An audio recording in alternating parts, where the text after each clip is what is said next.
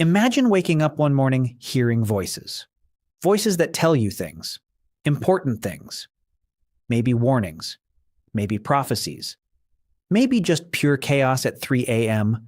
while everyone else is asleep. Now imagine this is happening to you in ancient Egypt, 3,000 years ago. You don't have a diagnosis. You don't have medication. You don't have a therapist named Dr. Keller who charges $120 an hour to nod slowly and say, "And how does that make you feel?" What you have is a priest, a goat, and a very serious ritual. And here's the wild part. Depending on where and when you lived, that might have actually been not the worst thing, or it could have been absolutely horrifying. Because how a society treats its most vulnerable people, that tells you everything about that society. Everything. Let's start with prehistoric humans because, yes, we actually have evidence of how they dealt with mental illness, and it is immediately insane. Archaeologists have found skulls thousands of years old with holes in them. Not battle wounds, not animal attacks. Clean, deliberately carved holes. Some of these skulls even show signs of bone regrowth around the edges, which means the patient survived the procedure. They lived with a hole in their head, intentionally put there. This is called trepanation, and it is exactly as metal as it sounds. The working theory? They were letting the evil spirits out, literally drilling an exit door for the demon living in someone's skull. Got bad headaches? Demon. Hearing voices? Demon. Acting erratic and strange? Demon. Obviously. Demon. Drill the hole. Boom. Done.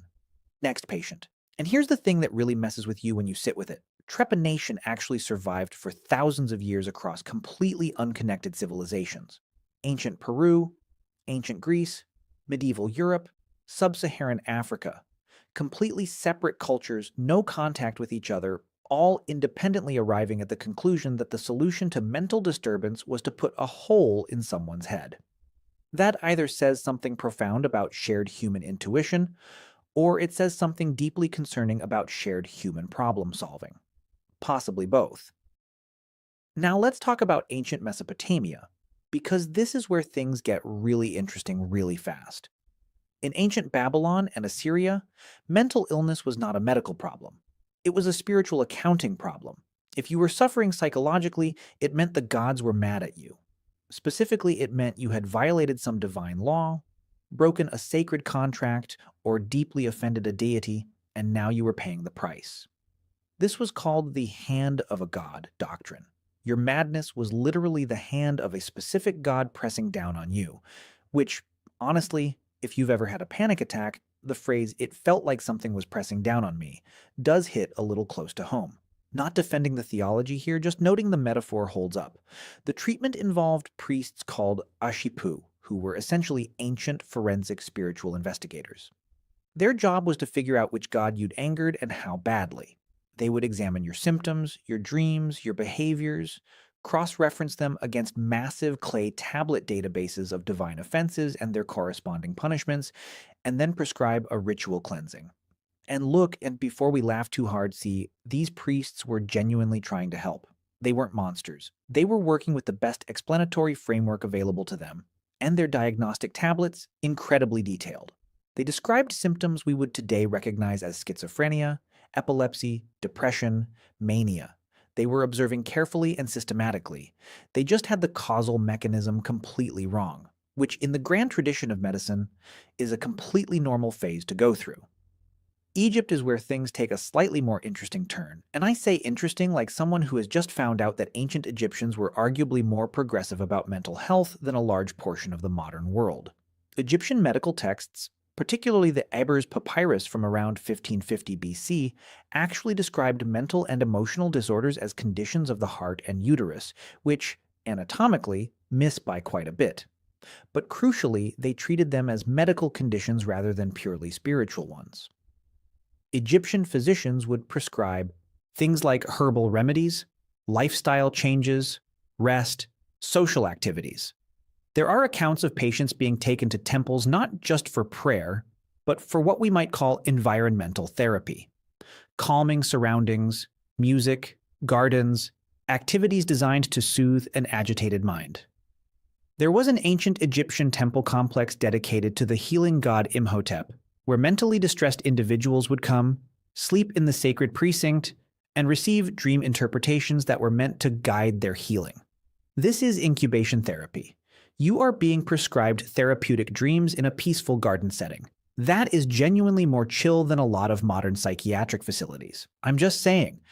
Egypt also had a concept that some mental disturbances came from the heart being too full or too empty, almost precursor ideas to what we'd understand as mood disorders. Not quite right, but in the right neighborhood, pointing at the right building, wrong floor. Now we cross the Mediterranean, and we have to talk about ancient Greece, because ancient Greece is where things get philosophically fascinating and also occasionally horrifying in that specific ancient Greek way, where everything is very smart and also somehow involves suffering. The Greeks had two competing frameworks for mental illness, and they were at war with each other for centuries. Framework 1: the divine explanation. Mental illness was sent by the gods, specifically as punishment or as a form of divine communication. This was actually considered by some Greeks to be almost a privilege. Madness sent by the gods could mean the gods were speaking through you. Oracles were mentally extraordinary by definition.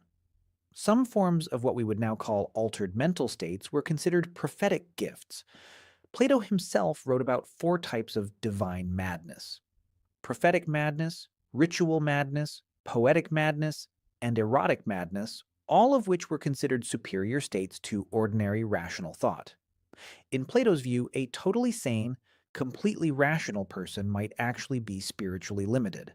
The mad person had access to truths unavailable to the merely normal, which is genuinely a wild take for someone who helped invent Western rational philosophy. But, okay, Plato, do your thing. Framework 2: the medical explanation. Hippocrates, the doctor, the oath guy, directly and explicitly rejected the divine explanation for mental illness. In his text, On the Sacred Disease, written about epilepsy but with implications across all mental conditions, Hippocrates argued that mental disturbances were diseases of the brain caused by physical imbalances, specifically an imbalance of the 4 humors: blood, phlegm, yellow bile, and black bile. This is where we get melancholy, from the Greek melas, meaning black, and chole, meaning bile. Depression was literally called black bile disease because they thought you had too much of it. Was that correct? No. Demonstrably no. But the principle that mental illness has a physical, biological basis rather than a supernatural one was so far ahead of its time that most of the Western world wouldn't consistently operate on that assumption again for roughly another 2,000 years. Hippocrates was basically running ahead, turning around, shouting, come on, it's this way." And the rest of civilization said, "Thanks, we'll catch up in the 19th century." Rome largely inherited Greek ideas, with some additions and some steps backward, which is sort of the Roman specialty in all things.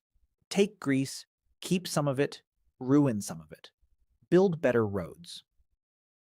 Roman physicians like Galen continued the humoral tradition, recommending treatments like warm baths, massage, exercise, dietary changes, and conversation. Yes, conversation, talking through problems with a physician. Galen believed that the stories patients told about their distress were medically important. Not quite psychotherapy, but you can see the silhouette of the idea taking shape in the distance. However, Rome also gives us some of the darker chapters in ancient mental health history, because wealthy Romans who had inconvenient relatives, relatives whose madness might embarrass the family, endanger the inheritance, or just make dinner parties awkward, could have those relatives legally declared incapable and confined. The Romans had a legal category called furiosus, basically madman, and a person declared furiosus lost all legal rights. They could be locked up. Their property was managed by a guardian, and the decision about who qualified as furiosus was made by the family and local magistrate, not a physician. So if your uncle was genuinely suffering from severe psychosis, he might be confined. But if your uncle was also very rich and you were very greedy and slightly unscrupulous, well, furiosus is a flexible word when there's an inheritance at stake. Now we enter the medieval period, and here's where I need to address the massive misconception that medieval people were universally horrible to the mentally ill, and that it was purely religion and superstition all the way down. The reality is significantly more complicated and, in places, genuinely surprising. Yes, the demonic possession framework was dominant in medieval European Christendom. Yes, exorcism was a standard treatment. Yes, there were cases of people being beaten, imprisoned, or worse under the belief that they were demonically afflicted. But there's another thread running through medieval history that doesn't get nearly enough attention. Medieval Islamic civilization, which stretched from Spain to Central Asia during this period, was doing something genuinely extraordinary with mental illness. The physician Ibn Sina, known in the West as Avicenna, wrote the Canon of Medicine in the early 11th century, one of the most comprehensive medical texts in human history. His framework for mental illness was explicitly medical. He described conditions resembling what we would call depression, mania, anxiety disorders, and what sounds very much like obsessive-compulsive disorder. He recommended music therapy, physical exercise, meaningful work, and what he called psychic treatment, using conversation and suggestion to alter the patient's mental state. Ibn Sina is, in the most literal sense, describing psychological intervention in 1025 AD. Medieval man, not post-Enlightenment, not Victorian, 1025 AD, and the Islamic world didn't just theorize, they built. The first psychiatric hospitals in history were built in the Islamic world. Baghdad had one in the 8th century. Cairo had one in the 9th century. These were not prisons. Historical records describe them as places of healing, with running water, gardens, music, and physician oversight. Meanwhile, Europe was performing exorcisms. I am not here to oversimplify or do lazy civilizational comparison. There was tremendous variation within both traditions, and both had their failures. But the selective emphasis on medieval darkness while ignoring medieval Islamic advancement in mental health care is a genuine gap in how this history usually gets told. Back in medieval Europe, the situation was genuinely mixed. While the possession framework dominated theology, many ordinary people and local communities dealt with mental illness in ways that were pragmatic rather than theological.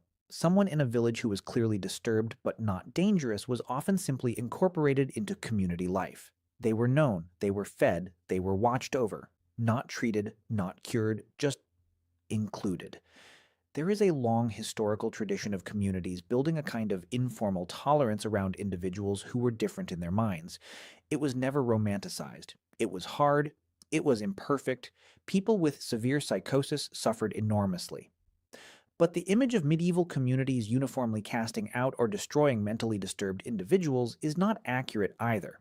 There were also pilgrimage sites specifically dedicated to healing mental illness.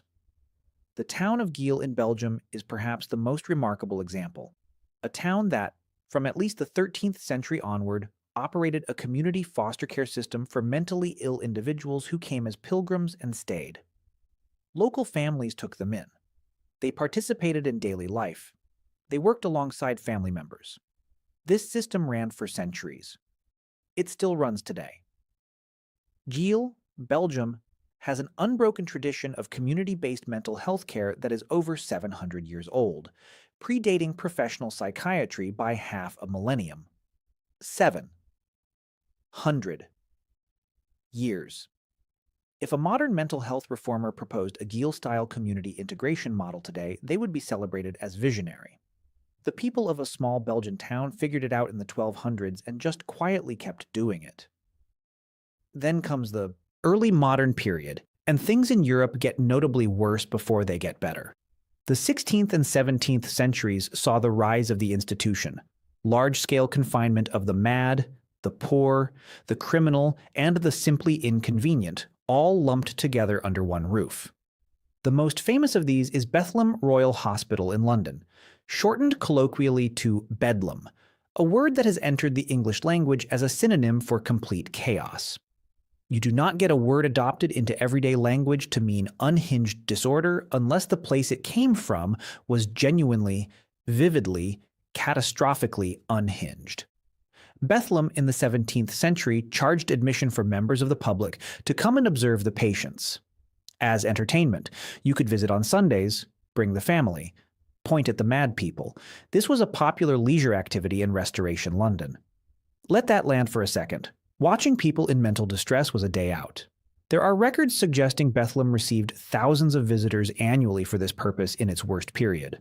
The level of remove required to do that, to watch a human being in profound suffering and experience it as spectacle, is itself a kind of collective dissociation that says something very dark about how thoroughly the mentally ill had been dehumanized.